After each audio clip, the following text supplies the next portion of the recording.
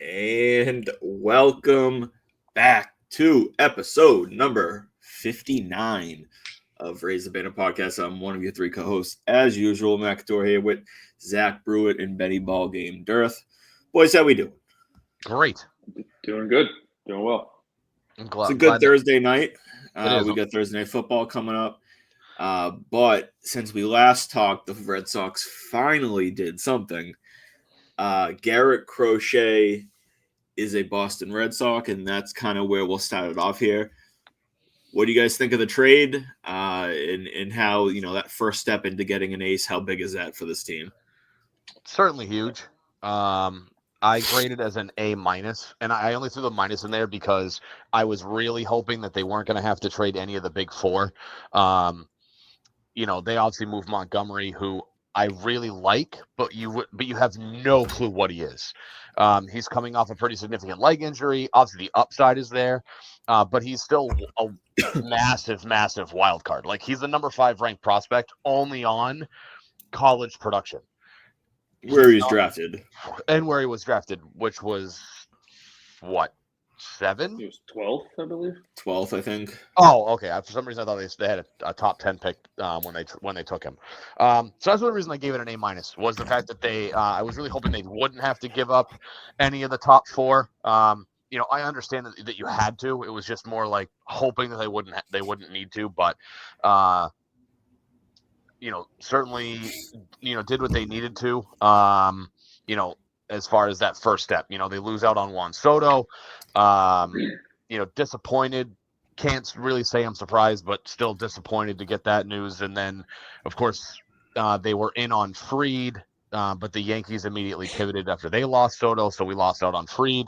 And then, of course, there's the talk that they weren't going to pay Corbin Burns because Fried gets $218 million, so now Burns is probably at $250 plus.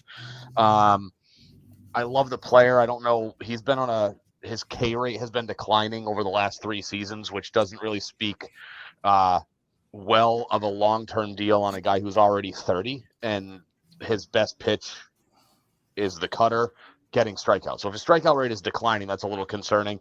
So wasn't really feeling great about Corbin Burns, but hopefully this is the first step of many. Love the move. Wish Kyle Teal the best. Really hope that he would have been, theoretically the catcher of the future. Matt, you kind of hit the nail on the head on X the other day. The 2025 catcher class is pretty deep. How shocking. Huh? That you hit the nail on the head? How shocking. Yeah, right. But yeah, the 2025 catching class is pretty deep. There should be 2 guys who might be both top 15 picks, solidly top 20.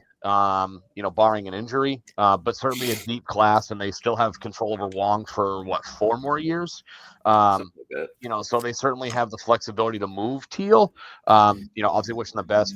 Had hoped that he'd be a Red Sox for a while, but in the end, if you want the guy with the upside, you got to give up guys with upside, which is what they did. So, glad they made the move, and now the question becomes, which I'm sure we'll dive into, making sure we can extend Crochet beyond 2026. Yep.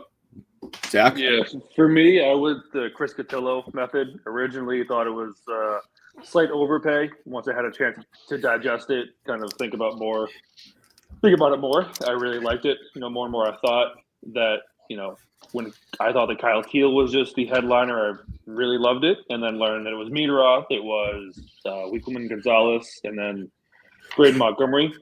Montgomery and Teal being the 2 headliners for me, I kind of thought you might have been able to get away with one of them. But where you're going to play them, you don't know, as Ben said, you don't know where or what Braden Montgomery is going to be. So love the trade. Vibes were very low after Max Fried went to the Yankees. But like another just, Sox fans empty promises.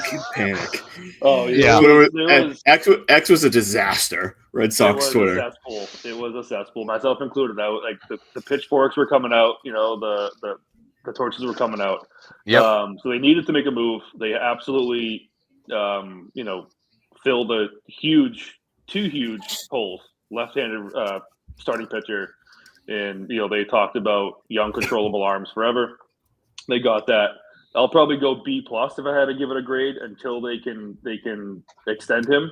Which I think is going to get done. They're already talking about extending him, and I know last year at the deadline, I think it was Crochet was very open to an extension and said that he wouldn't be traded unless the team getting him wanted to extend him. So excited that we finally have kind of a headliner instead of these mix and match, pick and pop type starters. But now the question is like, who are we going to supplement him with? Is it going to be a right-handed bat? Are we going to go get a Burns?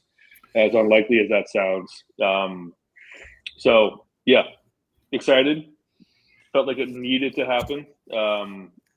So we'll see where they go, but vibes are higher than they were at least after Fried got signed. For sure. Definitely can't go down from after Fried got signed. No, we cannot go down at all. No, I mean, you guys kind of hit it on the head right there. Overall, the biggest thing for me with giving up what we gave up is two things. One, I'm a big Kyle Teal fan, and a good catcher could be really valuable in your lineup. But I also felt like it's very difficult to become an elite catcher. And unless he was going to hit that, like, he was probably not going to live up to the hype that people had for him. And then Brady Montgomery, again, like you guys said, we don't know really anything from him other than what he did in college.